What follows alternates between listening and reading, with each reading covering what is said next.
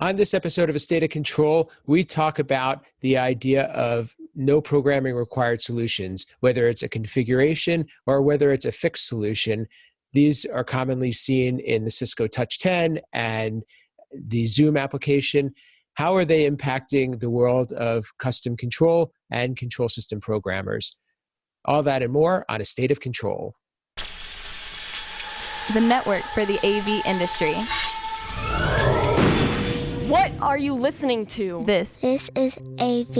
This is AVNation. This is AVNation.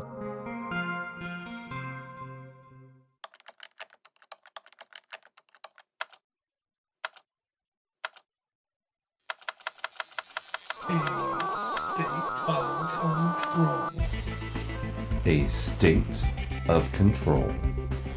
A State of Control, episode 54, Friend Zone. AVNation is brought to you by Shure.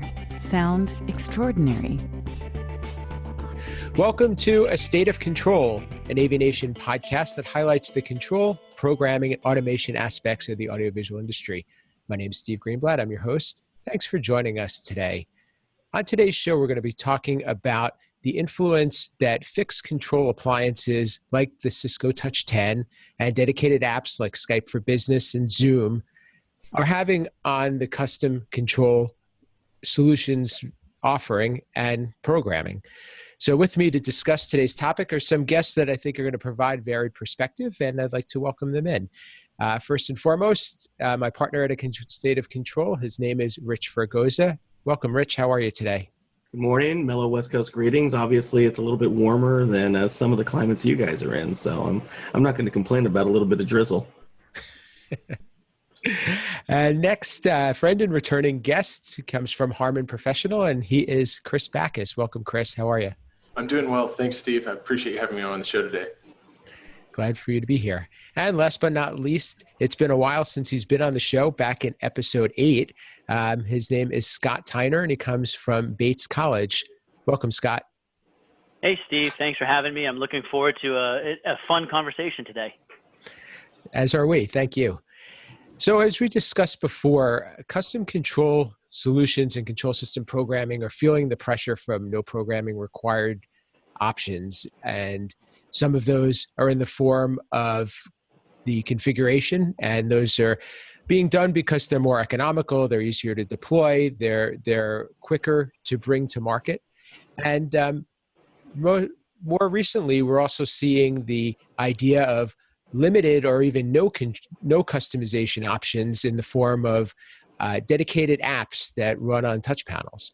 So let's dive in. And Rich, we've discussed configuration before, and we've determined that there's a time and a place for it, and it really doesn't pose a threat if we put it into the right perspective. But when we talk about options that require no programming, what does that mean for what we do and the future of the custom market? Well, I think what first happens is that we immediately carve out the first 15 minutes of when we meet with somebody, explaining that no programming doesn't mean no programming. So that winds up being the first caveat, which is, here's what you were told. Now, here's what we need to figure out is going to be deployed in your situation. I'm currently having some personal experience with this. What we're finding is that, and we've talked about it before, we've been moving from embedded or hard contact points to softer contact points. We're moving from hard codecs to soft codecs. We're dealing with platforms that are definitely a lot more nimble than they've been in the past. I mean, we could expect that when a manufacturer released any kind of UC device, that there was going to be at least a significant shelf life and an EOL span that we could track and could kind of work within. And they'd say, hey, we're going to make incremental updates to this base that we have. With software-based solution, there are companies who are willing to just say, yeah, that last version's scrapped. We're doing it all over, and it's better and faster and stronger. And so unfortunately, what they also wind up losing is a lot of that generational knowledge when they're deploying again. They're literally at times trying to reinvent the wheel all over again, and then rehashing the same mistakes that they made before and coming back and going, oh yeah, we have that. Well, that's coming with a firmware update or a patch or something else. And so what, from our industry standpoint, how it's affecting us is that we are kind of going back to our roots, where we are having to now in the soft field write hooks in between, where we did that all day long when it was a voltage or a serial device or a relay or an IO or something else. Now we're dealing with it in terms of bridge points for APIs. So, how is it going to affect us? It just changes our model. I mean, but for less for the control programming industry and more for the integration industry, because we are now going to have to wind up being even more so an interface between that manufacturer who's trying to handle an end-to-end solution and the end user. When there's 50 huddle rooms deployed, that could be the IT team that's putting those in, because those are all cloud managed. And now you don't even necessarily have your same team who you've been used to working with for the past 15 years.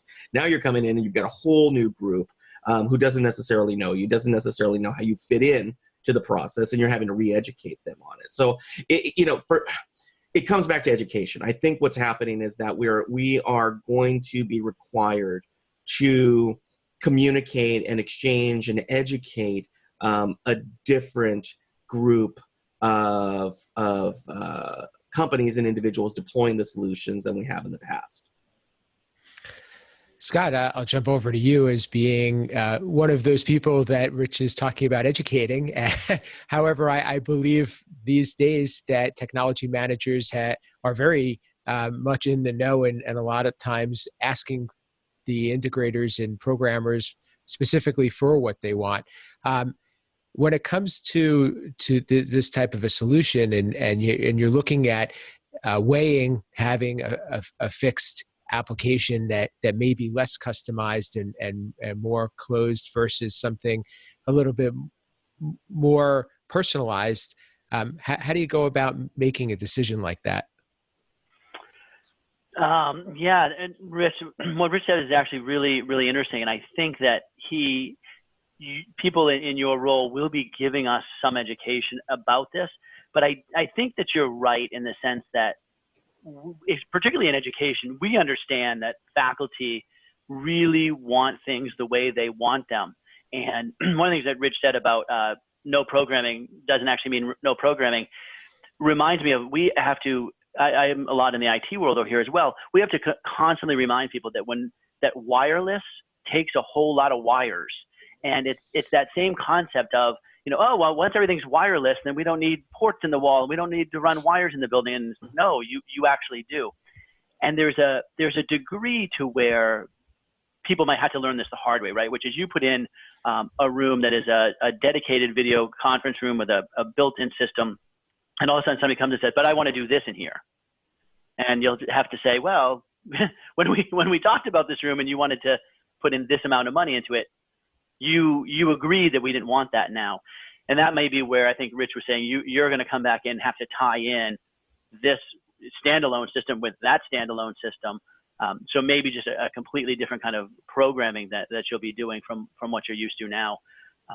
And I don't know how that interacts really a lot with the corporate world, but in a educational institution, faculty really just want to walk into a room, have it look the same way that they're used to having it look, and have it just do what they want it to do. Chris, I'll jump over to you from a manufacturer's standpoint. I could see the value in having out of the box solutions, because it obviously helps to sell more product. Now, a lot of time and effort gets put into making those what they are, and making them both user friendly and also easy to implement. Is there a consideration that's put into how much flexibility, how much options, how many options are provided to allow expandability, like Scott is saying, because you do probably have those situations where a static solution gets you in the door, but then there's a lot more that a client may want once they get to use the system. Right. No, that's a valid point. I think Scott brings up a really good point as far as an end user expectation for flexibility, right? And so if we looked at the market as kind of a pyramid at that widest point there of what most people are looking for and the biggest common application there, I think that defined experience fits in a lot of cases. As we move towards the niche cases, that's where we have to start thinking about custom applications and a manufacturer that can play in both worlds and give you that defined custom experience. Or the defined experience, I should say, as well as the custom experience, is probably going to be the most successful moving forward, just because they've given options to the integrator to solve that small huddle space that might have no user interface or no control per se, to work with that standalone app, but then also offer an API that would allow for custom integration as we move the platform to be used in both scenarios. But as far as what we're looking at providing the options to have that flexibility from the API side is the most empowering to the integrator.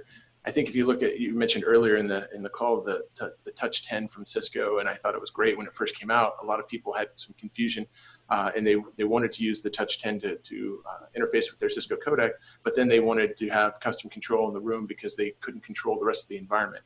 And as we've seen recently with Cisco releasing that API to allow for integration there, now they have the ability to have the control system perform a lot of those same functions that were once only possible with the Touch 10 interface, or vice versa, have the Touch 10 now communicate back to the control system.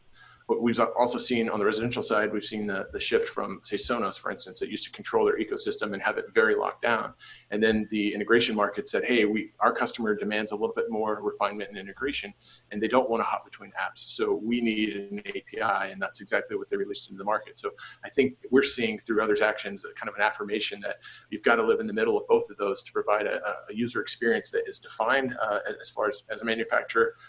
When that product goes into a space, that has our brand on it, and it doesn't necessarily also say, installed by Rich Fregoso or any of the other partners in the industry, right? And so, as a manufacturer, that's where we would care most about that experience to make sure it's going to be a great one. And if we're not sure about the partner that's installing it, we know that out of the box it can have a fantastic experience. And then conversely, in the right hands with a custom integrator that has some really good software tools and skills, they can take that experience and the hooks, like you mentioned, that we give into the product to have the ability to go ahead and create that furtherance of the experience to make a really great integrated solution. So again, living in the middle seems to be the success going forward.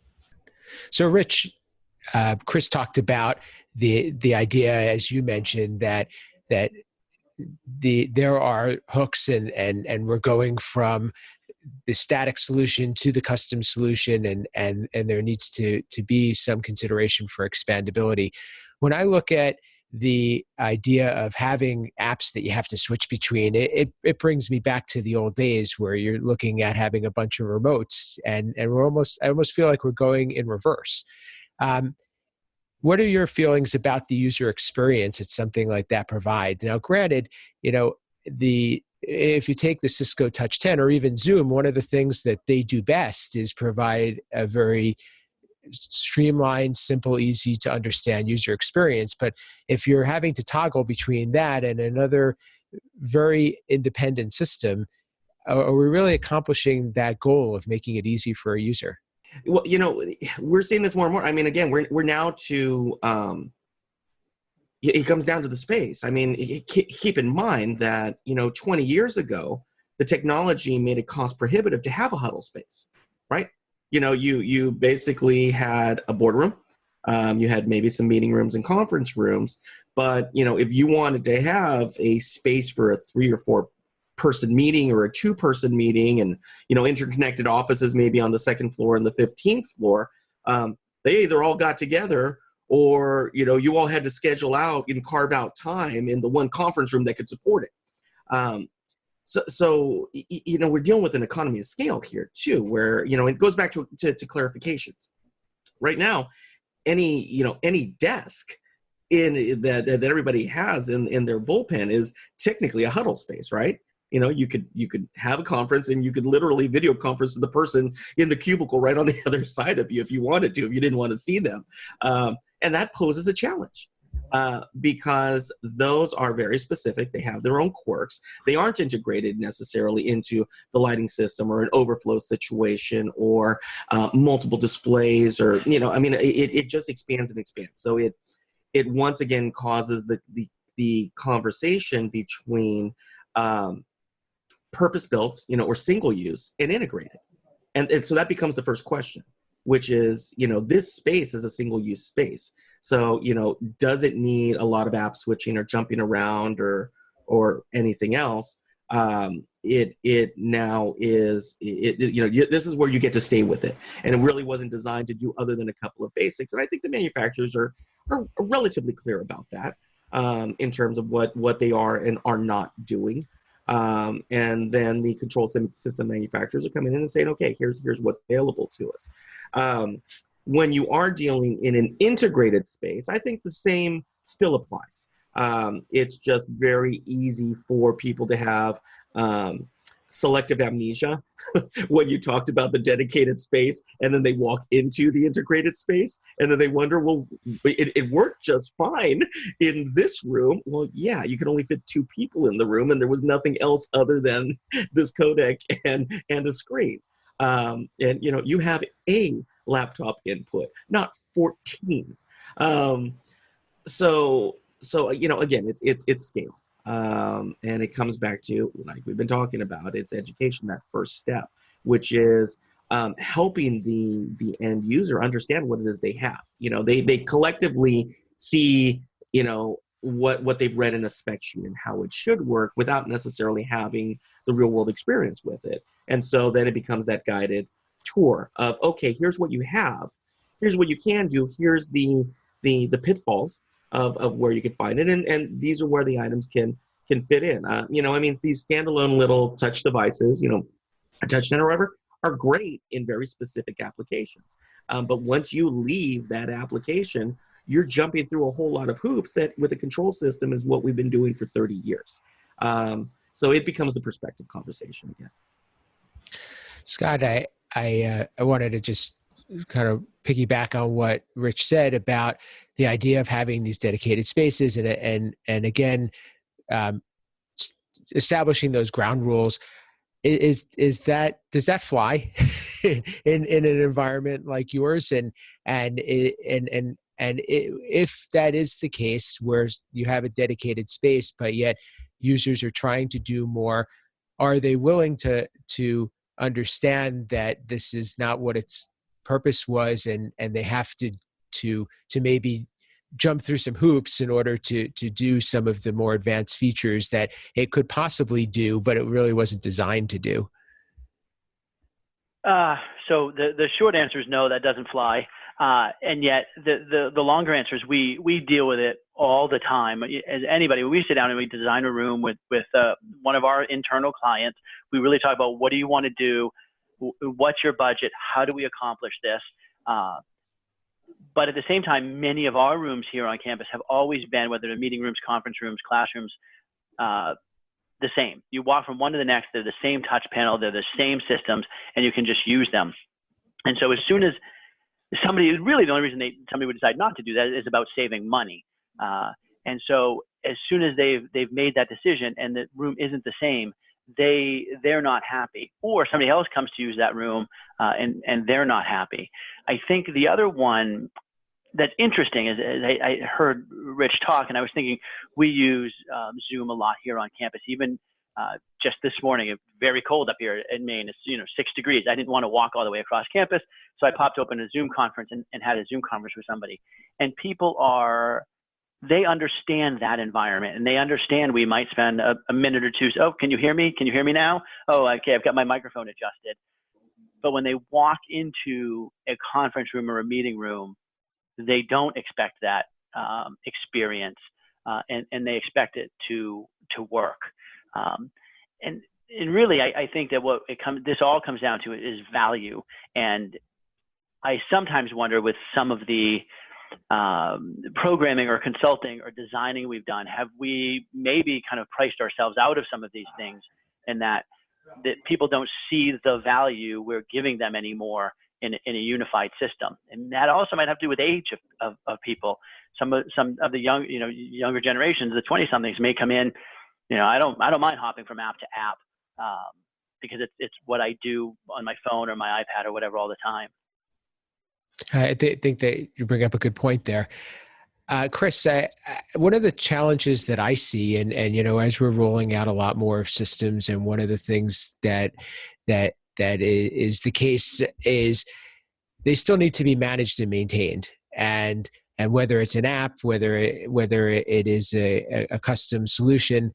Obviously, with custom solutions, you want to be able to understand how many variations and flavors you have. But when you're talking about some of these static solutions and apps, you still have to worry about what's the latest version that's running. What are some ideas that you have to be able to tackle something like that? Because I still think that part of that challenge still is going to exist no matter which avenue you choose. Right. I think we've seen kind of a shift in the market for at least the pro market here, where everyone's respecting now centralized management of devices and kind of configuration management from the cloud. And obviously, most of the vendors in this market space have had different solutions that allow you to kind of monitor your inventory of the estate, so to speak. And a number of those allow you to have that software revision come back. And so for first-party devices, be it Extron, AMX, Crestron, and things of that nature, you have the ability to see your own revs. But what it's going to place a burden on is having that information of those loaded apps to understand what revs are on there. So for a device that might roll out, that could support third-party apps, we need the ability to update them, obviously. And for as large as some of these enterprises are, it's pretty critical that you have the ability to update those third-party apps that are on the devices as well in a centralized, global manner for ease of use and maintenance of the product and the platform.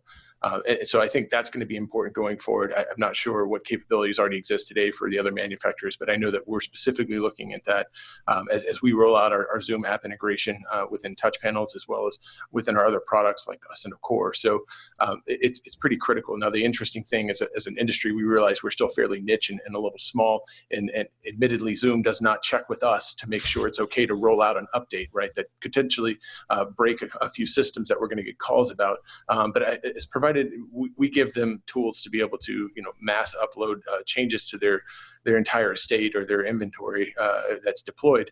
I think that's going to be the key to success for manufacturers, because we know we're not going to get consulted, but we have to give people a way to rapidly respond to changes in the app ecosystem. Scott, I'll come back to you because I'm curious how. So when you have systems that are custom programmed, you know that they're not going to change unless somebody changes the programming. But as Chris said, a manufacturer or a software provider can roll out an update and change the way a system operates.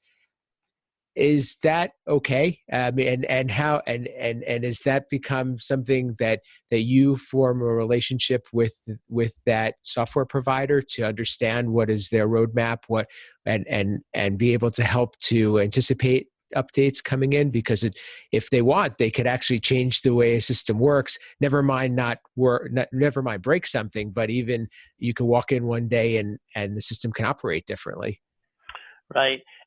Well, I would love to say we could form these relationships, but I think, like Chris pointed out, I don't think Zoom is going to be calling us to talk to us about certain updates, or any big company really.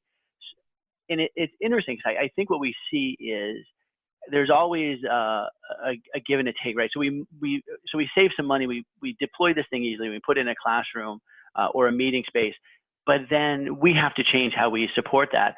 So now somebody on my team needs to then on a weekly basis or whatever, go to these websites, check out what their roadmaps are, check out what their plans for updates are. And it could break a system. It could change how the system works. It could simply just change the interface. And all of a sudden our customers are calling us because they don't know how to react to this interface. So yeah, we save some money maybe when we go and deploy it quickly and inexpensively in a room, but then the support end is a much bigger piece. You think that perhaps any one of these software companies may do something like a Windows does, which is allow us to control those updates. But all of a sudden, when you do that, you're moving more and more into this enterprise piece, and more really, and that's a form of customization, letting us decide when to update. So it's actually something I hadn't really thought about till Chris started talking about that, and it is it's an interesting piece. It's something we have to learn to keep our eyes on. Rich, I'll kind of bring things to a head with you. We know that this isn't going to be the end of the world, but it actually is a new way of thinking.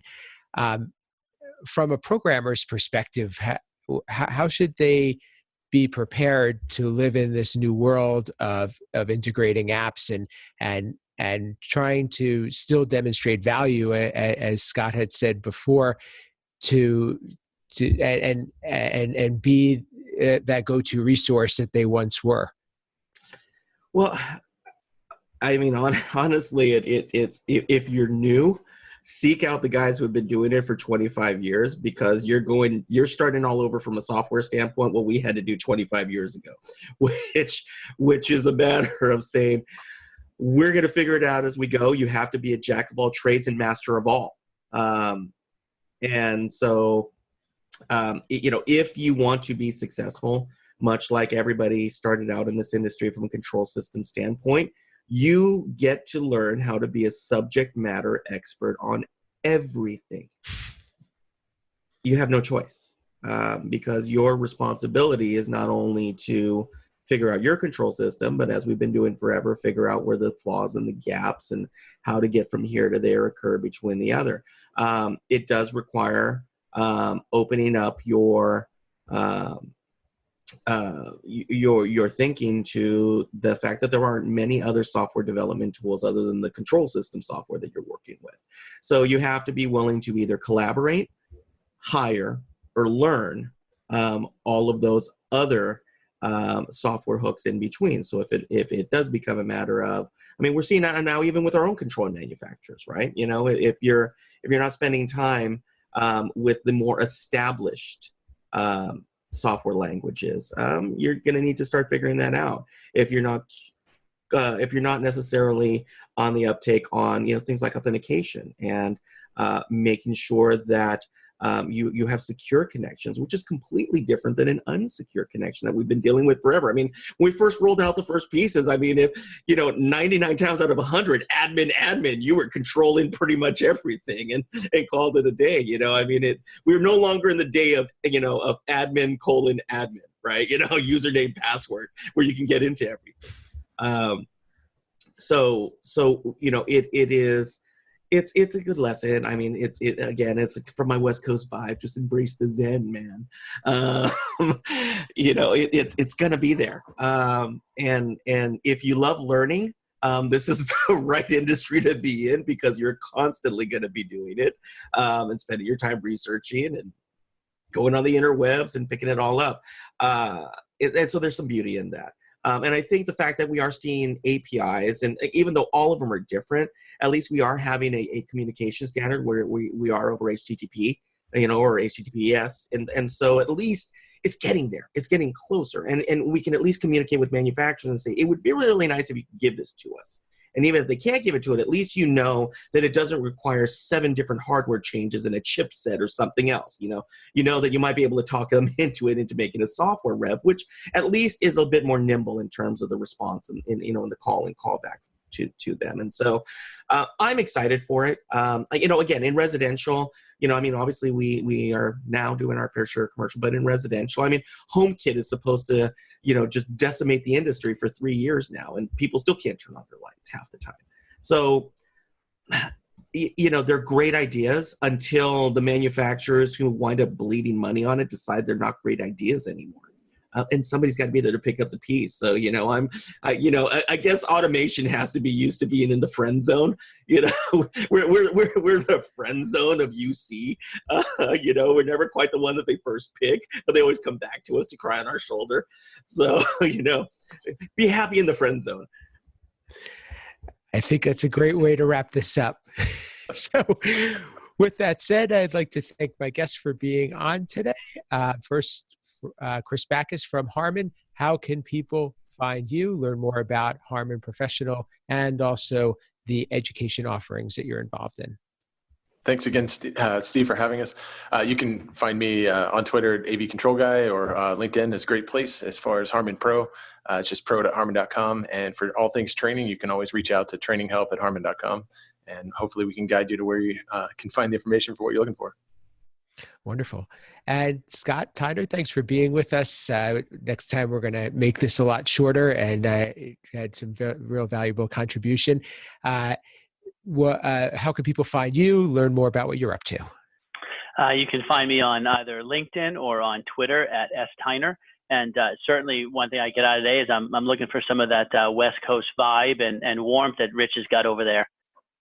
And also, for the audience, you're often on the EdTech podcast from AVNation as well. So catch him there.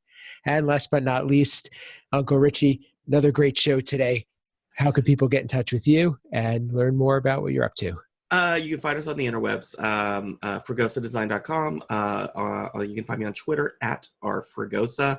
But hopefully, most importantly, find us here on AVNation, here at the State of Control. We also have Resi Week, AV Week, and lots of other great shows. So that would be the best place to find us. And that's where you enhance your Zen, brother. So you got it. Couldn't say it any better. For me, my name is Steve Greenblatt. You could reach me at Steve Greenblatt on most social media platforms, or you could visit my company website, Control Concepts, at controlconcepts.net.